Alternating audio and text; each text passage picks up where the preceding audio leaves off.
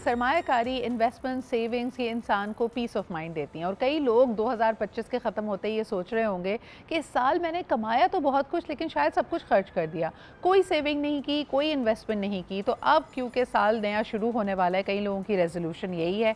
आपने मेरे कई प्रोग्राम्स ऑनलाइन भी देखे होंगे, डिजिटली देखे होंगे, जिसमें हम यही बात कर रहे हैं कि it is not too late. I mean the second best day for investing is today. Of course the best day was yesterday, जो आप गुजार चुके हैं। लेकिन इन्वेस्ट कहाँ पे किया जाए? गोल्ड इस वक्त ऑल टाइम हाई पे है। सिल्वर की प्राइसेस बढ़ी हैं, लेकिन इतनी ज़्यादा नहीं बढ़ी हैं। कई लोगों के लिए रियल एस्टेट में इन्वेस्ट करना भी पाकिस्तान में मुश्किल है, क्योंकि उसमें डबल फाइल्स होती हैं। प्रोजेक्ट्स शुरू तो होते हैं लेकिन मुकम्मल नहीं होते, और जब ख़त्म हो जाते हैं तब कहीं जाके पता चलता है कि शायद कुछ में कुछ तनाज़ा है या उनको पूरी परमिशंस नहीं मिली हैं। So people are scared. Mutual funds के और दूसरे बहुत सारे ज़बरदस्त आपके पास टूल्स मौजूद हैं, लेकिन अभी भी लोग रिवायती जो हमारे टूल्स थे, यानी गोल्ड में इन्वेस्ट कर लें, कमेटी डाल लें या फिर घर बना लें, इसके बियॉन्ड नहीं सोच रहे हैं। So what is the best investor advice that we can start 2026 with? आइए ज़रा इस पर बात करते हैं। हम मेहंती साहब मौजूद हैं, जो कि एनालिस्ट भी हैं, and he is also the CEO of Arif Habib commodities. बहुत बहुत शुक्रिया एहसन साहब हमारे साथ मौजूद होने के लिए। बताइए, साल 2026 की शुरुआत के लिए आपकी इन्वेस्टर एडवाइस क्या होगी? देखें, वेरियस एसेट क्लासेस जो है इन्वेस्टर्स के पास इस वक्त मौजूद हैं, जिसके अंदर अगर आप देख लें तो गोल्ड एक प्रेशियस मेटल है, वो एक ऑप्शन है। और फिर उसके साथ जो है आप देख लें स्टॉक मार्केट भी एक ऑप्शन है, कैश उसको बैंक में भी रखा जा सकता है, और फिर गवर्नमेंट इंस्ट्रूमेंट भी एक एसेट है। तो जो हमने 2025 देखा कि गोल्ड ने तकरीबन जो है 70% तक इजाफा दिया है। आई थिंक कि जो एसेट क्लासेस को अगर हम कंपेयर करें तो सबसे ज़्यादा जो है वो उसकी जो जो इन्वेस्टर का गेन हुआ है वो गोल्ड में देखा गया। और उसकी वजह यही है कि इस वक्त हम सेफ हेवन एसेट्स की तरफ जो है वो दुनिया उसको देख रही है। US डॉलर वीक हुआ है, और फिर जो पॉलिटिकल नॉइज है जिसकी वजह से इन्वेस्टर प्रेफर करते हैं कि सेफ हेवन की तरफ जाएं। तो आई थिंक कि जो 2026 है उसमें भी एक्सपेक्टेशन यही है कि गोल्ड जो है वो सरपास करेगा दूसरे एसेट क्लासेस को। मोस्ट प्रॉब्ली थोड़ी बहुत रुपी इंस्टेबिलिटी नजर आती है, क्योंकि जाहिर है हमें नजर आ रहा है कि हमें लोन बैक करने हैं IMF को, जिसकी वजह से जो है वो मोस्ट प्रॉब्ली कुछ रुपी की इंस्टेबिलिटी नजर आती है। साथ में हमें ये भी नजर आता है कि इंटरनेशनली जो है वो जो पोलिटिकल नॉइज जो है वो चलती रहेगी, जिसकी वजह से जो है gold as an asset class वो आउट परफॉर्म करेगा, जिस तरह से 2025 और 2024 के अंदर हमने देखा कि गोल्ड ने आउट परफॉर्म किया। लेकिन जाहिर है स्टॉक मार्केट भी हमें नजर आ रही है कि चूंकि अब इस वक्त मामला बेहतर हो गए हैं, प्राइवेटाइजेशन गवर्नमेंट का मोड है और फोकस है, तो जो स्टॉक मार्केट भी पॉजिटिवली जा रही है, तो वहां भी इन्वेस्टर ने कुछ ज्यादा कम रिटर्न नहीं लेना। वहां भी हम एक्सपेक्ट कर रहे हैं 20 से 25% रिटर्न वहां आएगा, और इसी से जो है मुंसलिक रिटर्न जो है गोल्ड के अंदर भी आएगा। तो आई थिंक एसेट क्लासेस को अगर हम कंपेयर करें तो थर्ड नंबर पर जो है वो बैंक डिपॉजिट पे रिटर्न मिलेगा। मोस्ट प्रॉब्ली जो हायर साइड पर हम देख रहे हैं इंटरेस्ट रेट जो है अभी भी इस वक्त मौजूद है, जिसकी वजह से इन्वेस्टर एक्सपेक्ट कर सकते हैं कि बैंक डिपॉजिट में 11 से 12% तक जो है वो रिटर्न उनको मिल सकता है। लेकिन जाहिर है आने वाले वक्तों में इंटरेस्ट रेट कम होगा। जिस तरह से इससे पहले हमने देखा था कि SVP ने पॉलिसी रेट को कम किया था, आने वाले वक्तों में पॉलिसी रेट कम होने की एक्सपेक्टेशन है, जिसकी वजह से ये रिटर्न बैंक डिपॉजिट का रिलेटिवली कम रहेगा अगर आप कंपेयर करें गोल्ड और स्टॉक मार्केट से। अच्छा, जो आपके लो रिस्क या मीडियम रिस्क के प्रोडक्ट्स या एसेट क्लासेस हैं, जिसमें हम मनी मार्केट की बात करते हैं या बाकी जगहों की बात करते हैं, आप जब उसको कंपेयर करते हैं आपके बैंक में रखे हुए डिपॉजिट से, जो कैपिटल गेन टैक्स या जो आपके प्रॉफिट पे टैक्सेशन के नंबर्स इस वक्त ज़्यादा हैं, जितना भी आपको गेन होगा उसके ऊपर तकरीबन 15% आपने मज़ीद टैक्स देना है। ऑलमोस्ट ये इक्वलाइज़र बन जाता है संसाब, एंड पीपल आर वंडरिंग कि ठीक है, अगर आप बेसिक म्यूचुअल फंड्स की भी बात कर रहे हैं, अगर आप मनी मार्केट को या कैश फंड में आप इन्वेस्ट करते हैं और 5 साल में आपकी एसेट के डबल होने की प्रोजेक्शन दी जा रही है, डू यू फील कि ये जो टैक्सेशन है और इस वक्त जो टैक्सेस की परसेंटेज है, that is also a detriment, like लोग उसके बारे में सोच रहे हैं? देखें, बिल्कुल टैक्सेशन जो है वो एक मेजर रीजन है जहां पर इन्वेस्टर प्रेफर करता है कि वो मेटल्स को रखे, क्योंकि जाहिर है अगर वो एक्सचेंजेस के अंदर इन्वेस्ट कर रहा है, यानी कि गोल्ड एक्सचेंज के अंदर कर रहा है, तो वहां पे कैपिटल गेन टैक्स 5% है, यानी कि ओवरऑल टैक्स रेट जो है 5% है।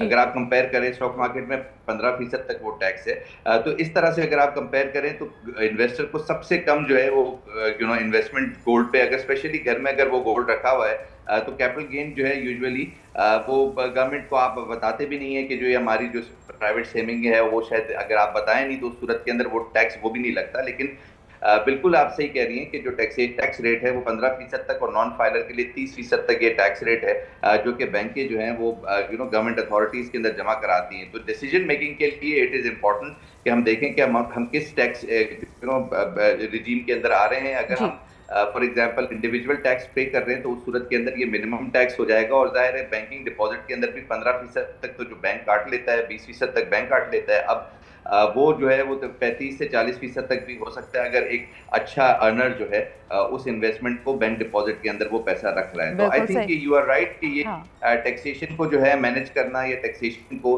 मद्देनजर रखना ये बहुत ज्यादा इंपॉर्टेंट है, और स्पेशली जो घर में सेविंग होती है गोल्ड की उस पर कोई टैक्स यूजुअली दिया नहीं जाता। और आई थिंक ये एक बेहतरीन जो है वो इन्वेस्टमेंट जो है शामिल हो सकती है जिसके अंदर जाहिर है गवर्नमेंट अथॉरिटीज को पता नहीं लगता, और जाहिर है आपका फिर जो है इंडिविजुअल सिचुएशन के अंदर आपको जो है एक अच्छा फाइलर बनना चाहिए और वहां पर गवर्नमेंट का टैक्स जो है जमा कराना चाहिए अगर गोल्ड के अंदर प्राइसेस के अंदर गेन अगर आपको होता है तो। लेकिन उस बिल्कुल सूरत सही। के अंदर सर्टनली हम देखते हैं कि पाकिस्तान में यूजुअली गोल्ड के गेन को डिपॉजिट नहीं कराया जाता क्योंकि ये फैमिलीज रखती हैं और फिर फैमिलीज जो है इसको डिस्क्लोज नहीं करती। बिल्कुल सही। असिन साहब, दूसरा सवाल मुझे ये बताइए कि डिस्पाइट गिविंग ग्रेट रिजल्ट्स क्या वजह है कि यंगर ऑडियंस जो पाकिस्तान की यूथफुल पॉपुलेशन है ना वो इन्वेस्टमेंट की तरफ माइल हो रही है, ना वो सेविंग की तरफ माइल हो रही है, वो एक्विटीज़ मार्केट में एंटर नहीं करती। बड़ी मुश्किल से 30-35 साल की उम्र में जाकर जब थोड़ी सी आपको मुश्किलें नज़र आने लगती हैं, जब आप थोड़ा सा सोचना शुरू करते हैं मनी के बारे में कि मैंने कहाँ इन्वेस्ट किया है, क्या मेरी नेटवर्थ है, मैं इस वक्त कहाँ पे खड़ा हूँ, मेरे ख्वाबों से मैं कितना दूर हूँ, लाइफ के गोल्स नहीं पूरे हो रहे,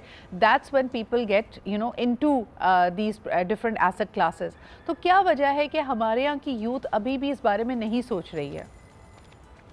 देखिए यूथ जो है वो हमारी सबसे प्रॉब्लम बड़ा ये है कि हमारा पॉवर्टी लेवल बहुत हायर साइड पर है, यानी कि हमारा सेविंग रेट 11-12% है, जो कि नेचुरली डेवलप वर्ल्ड में 30% तक होता है। तो हमारा जो रेट ऑफ सेविंग है वो चूंकि इतना ज्यादा कम है, लिहाजा हम उस पर फोकस नहीं करते। हमारे ज्यादातर जो एक्सपेंसेस हैं वो हमारी सेविंग को लेकर ही नहीं आते। तो आई थिंक इस फोकस को रखना चाहिए कि अपने जो कुछ भी आपने जो है वो अर्निंग की है उसके अंदर एक स्मॉल पोर्शन 10% या 20% जो है वो आप सेविंग की तरफ लेकर आए, माइल करें, और स्पेशली उस पैसे को आप स्पेसिफिकली एसेट क्लासेस के अंदर देखें कि कौन सी रेडली अवेलेबल है। I think gold is readily available. कोई भी आप एक सराफा की शॉप के अंदर या फिर दीगर जो अवेलेबल शॉप्स हैं जो कि स्ट्रीट के अंदर जो है वो अवेलेबल हैं, जहां पर आप गोल्ड की इन्वेस्टमेंट छोटी वैल्यू के साथ इन्वेस्टमेंट कर सकते हैं, 1 ग्राम का गोल्ड ले सकते हैं। और आई थिंक इसको जो है अगर आप एज अ अपनी एक हॉबी रख लें या फिर एक जो है एक रिस्पॉन्सिबिलिटी रख लें,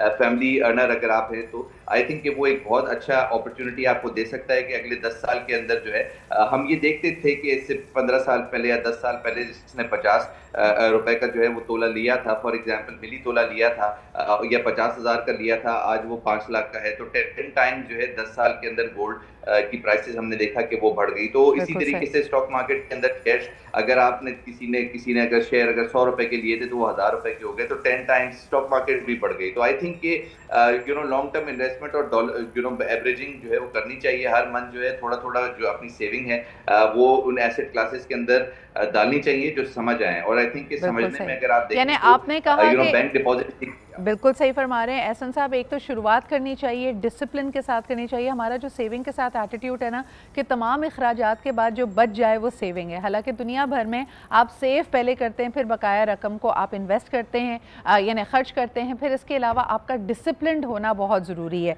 लेकिन एक आखिरी सवाल आपसे करना चाहूँगी, यंग एज में अगर आप ये शुरू करते हैं, ऑफकोर्स आपकी इन्वेस्टमेंट को परफॉर्म करने के लिए आपके पास मीडियम टू लॉन्ग टर्म होता है, यानी 10 से 15 साल आप उसको देते हैं कि वो कंपाउंडिंग इफेक्ट उसका नज़र आया और आपकी इन्वेस्टमेंट इसी तरह बढ़े। लेकिन आपका मशवरा उन लोगों के लिए क्या होगा जो इस साल या अगले 2-3 सालों में रिटायर होने वाले हैं? उनके पास उनका पेंशन फंड, उनका प्रोविडेंट फंड मौजूद है, बट ये उनकी ज़िंदगी की कुल कमाई है। इस कमाई को उनको कैसे एक लो रिस्क और एज भी क्योंकि उनकी एडवांस्ड है, तो उनको कहाँ पे इन्वेस्ट करना चाहिए? देखिए यू आर राइट, हमें ये देखना चाहिए कि जो यंगर जनरेशन है वो ऐसी फ्लक्चुएटिव एसेट्स के अंदर, वोलेटाइल एसेट्स के अंदर जिसमें गोल्ड आ जाता है या सिल्वर आ जाता है, या फॉर एग्जांपल अगर हम स्टॉक मार्केट देखें तो यंगर लॉट जो है फोकस कर सकती है कि अपनी वोलेटिलिटी की तरफ जो है वो जाए, और जो कुछ भी उनकी नीड है, उनके जो डेली बेसिस की जो रिक्वायरमेंट है वो कॉमन बैंक अकाउंट के अंदर रखे। इसी तरह से रिटायरमेंट वाले जो लोग हैं, क्योंकि जाहिर है वो पेंशन के एरिया में आ गए, तो आई थिंक कि उनका फोकस फिक्स एसेट की तरफ होना चाहिए और फिक्स इनकम की तरफ होना चाहिए। और फिक्स इनकम जो है अगर हम देखें तो वो बैंक अकाउंट में यूजुअली मिलती है, 10 से 12% जो है उनको रिटर्न मिलता है अच्छे बैंक के अंदर। आई थिंक कि रिटायरमेंट वाले लोग, वो लोग जो कि ओल्ड एज पर आ गए हैं, आई थिंक कि उनको कमर्शियल बैंक्स की तरफ जाना चाहिए और वहाँ पर अच्छे जो है मौके हैं। नेशनल सेविंग सेंटर उनके लिए मौजूद है गवर्नमेंट का, और फिर इसके अलावा जो कमर्शियल बैंक्स हैं वो अच्छे रिटर्न प्रोवाइड करते हैं, स्पेशली जो माइक्रो फाइनेंस बैंक के छोटे। आई थिंक आने तो वाले आपका बैंक, इस्लामिक आपकी बैंक भी एज नए के जो आ साथ रहे हैं वो बिल्कुल अच्छे सही, return. You are absolutely right Ehsan साहब के एज के साथ साथ आपकी ज़िम्मेदारियाँ, आपकी जो बायोलॉजिकल रियलिटीज़ हैं वो बहुत मुख्तलिफ होती हैं, तो आपका रिस्क एपेटाइट कम हो जाता है। ये एक दफ़ा फिर उन लोगों के लिए तनबीह है जो अभी यंग एज में हैं, वो इस तरह की इन्वेस्टमेंट्स कर सकते हैं जहाँ वक्त दे सकते हैं अपने एसेट को, अपनी इन्वेस्टमेंट को 10 से 20 साल का, कि वो परफॉर्म करके दिखाए। बहुत शुक्रिया एहसन साहब हमारे साथ मौजूद होने के लिए। मनी विजडम बहुत ज़रूरी है जी, और ख़ास तौर पर अगर इस साल की बात की जाए 2026 को, you can make it your most abundant, most wealthy, और इसके अंदर ना आपको डिसिप्लिन लाने की ज़रूरत है। यू कांट बी वॉलेटाइल कि इस महीना सेविंग की, अगले महीने नहीं की जी, खर्चे आ गए। You have to be very very wise about it.